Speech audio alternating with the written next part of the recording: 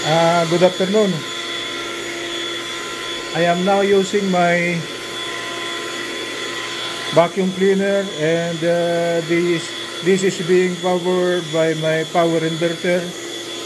Okay, it's plugged in to the extension cord.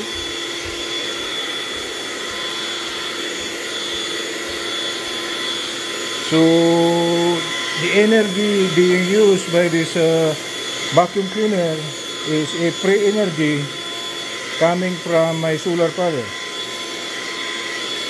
Okay, as you can see, the vacuum cleaner works fine. Okay, it's nice to have a solar energy to power up our equipment at home. It's a free energy, so we are not paying anything on our electricity. Okay,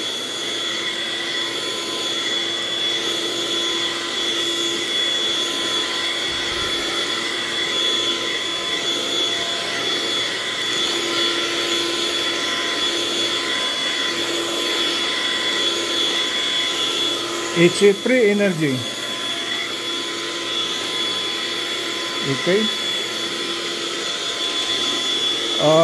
I could even go to these tiles over here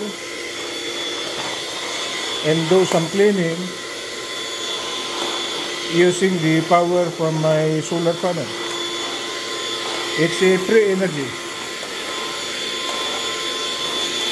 Okay, that's the connection of the vacuum cleaner. So the power being used by this what you call this vacuum cleaner is a free energy coming from my solar panel. Okay, it's a free energy. The sun outside is very hot, so my battery got so many choices, so we could use the energy, what to call this, the positive on it. So even during the night, during what you call this brownout, we could use these gadgets. So I am now vacuuming my stairs. Okay, it's a free energy, right?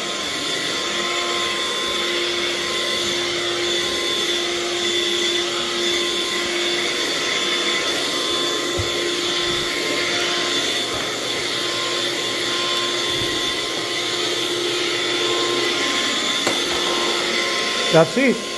It's a free energy using the power coming from the inverter, powered by the solar panels. Good afternoon, Los Angeles.